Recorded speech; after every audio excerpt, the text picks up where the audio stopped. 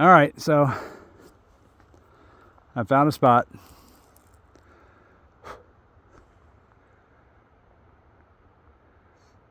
Say, I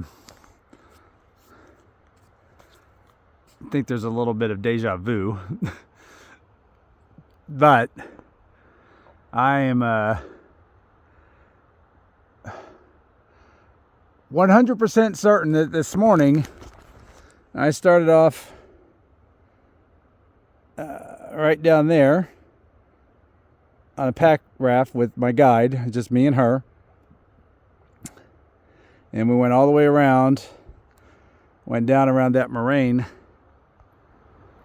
way down there, and went behind it and went up into, that's all ice, by the way. That may look like rock and dirt, and it is on top, but that is definitely, absolutely 100% ice. And if you want proof of that, there you go. There you see. There you see it. There's the ice. That is glacier. This is the Kennecott Glacier right here, all of this. And even, I think, that right there, pretty sure, because now I'm like a glacier expert, I've learned a lot. In the event, that glacier, called the Kennecott Glacier, and you can see it, everything here is a glacier, by the way. This is all glacier, all of it's glacier. It starts off somewhere over in that direction. This comes from Mount Blackburn, I believe, which is that big, tall mountain right there, which is, at this point,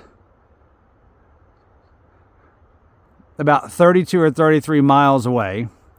That is the 5th tallest mountain in the United States, and it's the 12th tallest in the North American continent. And it's 29, give or take, miles away. That's insane. Absolutely insane. And of course, it doesn't look all that tall because it's 30 miles away.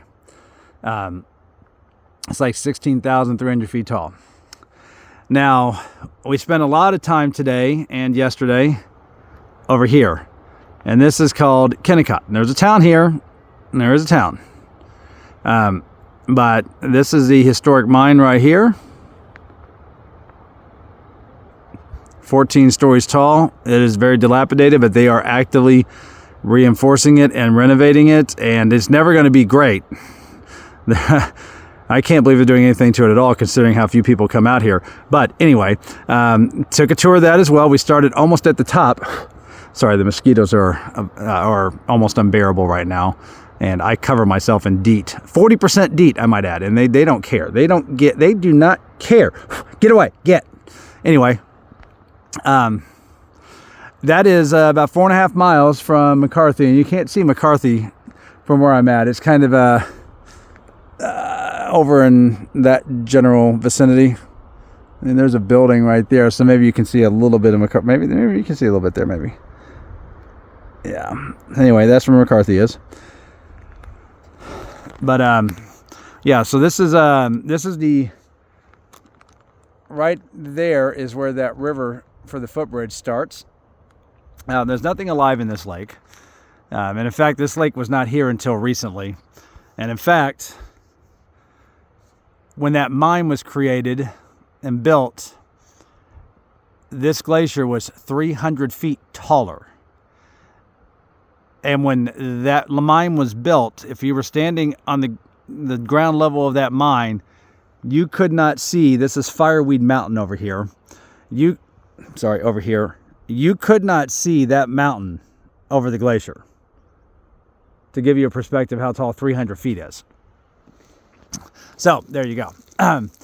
Now, as far as the mines, I can tell you that, I don't know if you can see it or not, but somewhere right around there where that little nubbin is called the Erie Mine. And when I was on the glacier, you could actually see it. I kind of can see it here, but you probably can't make it out. And there are other mines kind of up in this area up here, about 4.5 miles up the mountain. And it all came down to that mining facility right there. and they made a boatload of money on copper.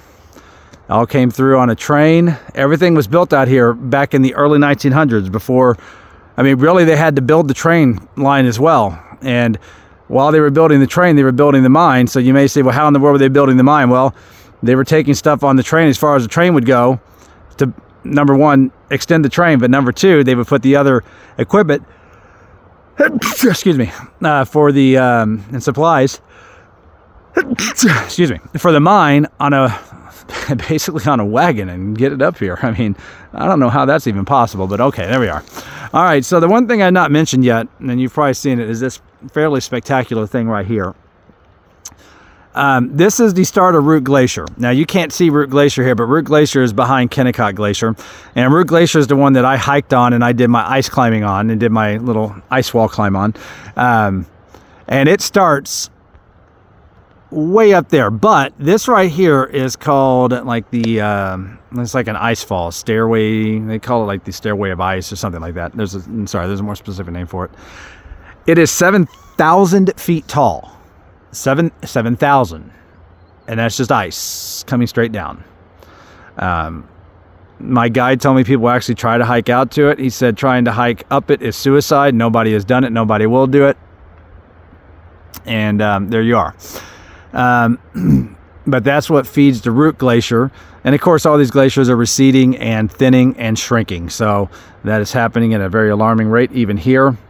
And in fact, I don't know if this guy was being honest or not, but there was a guy on the mine tour that I took over here who said he was here about 10 years ago, and he said that you used to be able to walk straight from like the mine straight onto the glacier. And so if that were the case in just 7 or 8, I think he said 7 years, if that were the case, that's an extreme amount of change in just 7 years. I mean, that is alarming. Whether you believe that humans cause climate change or not, it is changing, and it's not going to be anything good for us. But anyway, I digress. So anyway, beautiful area. Stunning, actually. This is gorgeous.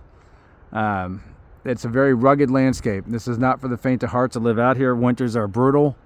The closest grocery store is, well, they run to Anchorage to go to a grocery store from here, which is 6.5 hours away. That's the closest place they go to. So it's tough. There's not really much hot water around here. Most of the places are on solar panels, and there's Verizon cell phone signal out here. But as I've said before, somewhere else on one of my videos, the prepaid phone I bought for Verizon does not work one bit. There's no AT&T out here. There's no anything else. A couple places have Wi-Fi. You're generally going to have to get access to them by purchasing something. But cool little spot.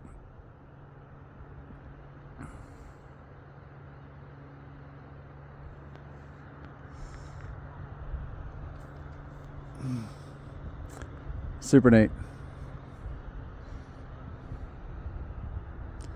In case you're wondering, the water is very cold, like extremely cold. I got soaked in it this morning. It's very cold, like 33 degrees cold. It's cold. Anyway, hope you all enjoyed. If you take a look, great. If not, great. I'm going to put it up anyway. Again, this is Wrangell-St. Elias National Park. It is the largest national park on the planet. And it's larger than the entire country of Sweden. Oh, we have a plane somewhere over here. Where you at, dude? There he is. There is an airport out here, but it's like a bush airport. Anyway, this is a pretty stunning place out here. So anyway, hope you enjoyed my narration. I see I need to take some pictures. There's some reflections there. So anyway, see you guys soon, or see you on the next trip.